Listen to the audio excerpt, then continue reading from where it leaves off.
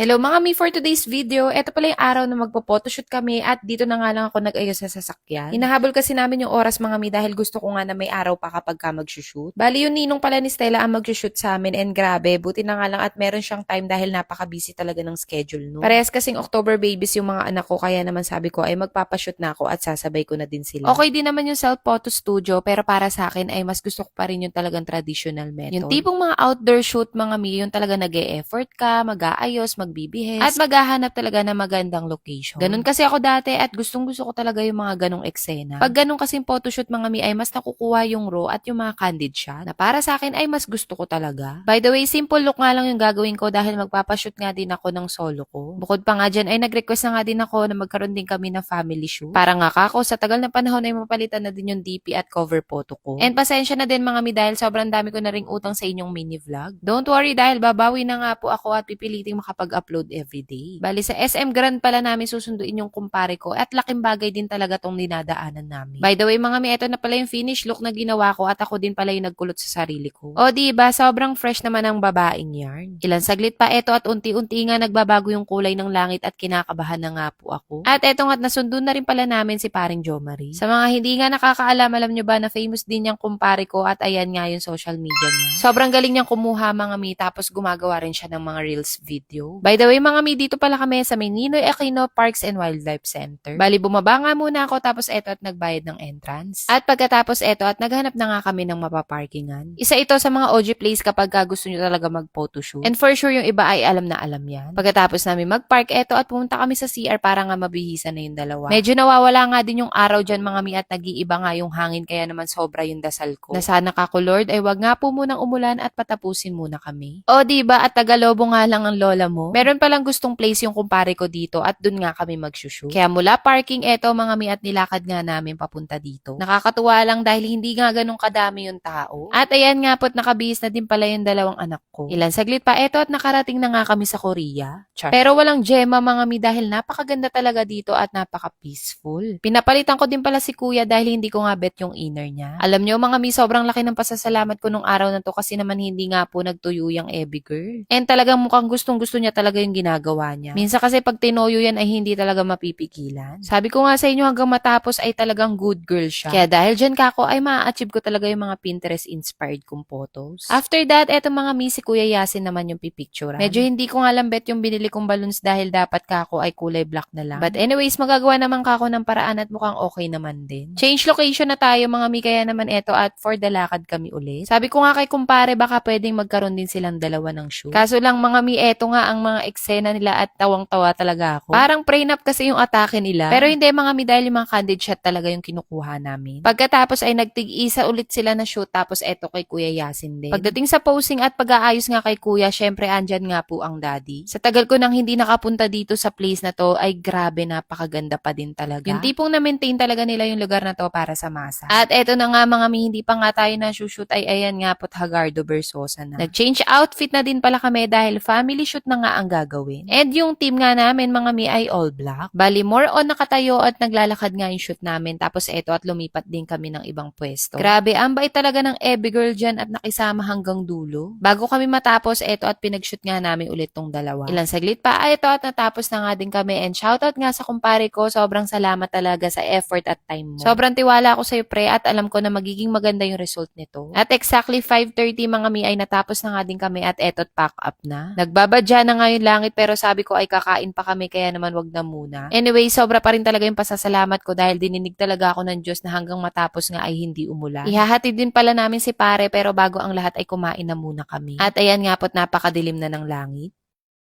What did you say to Ninong? Welcome.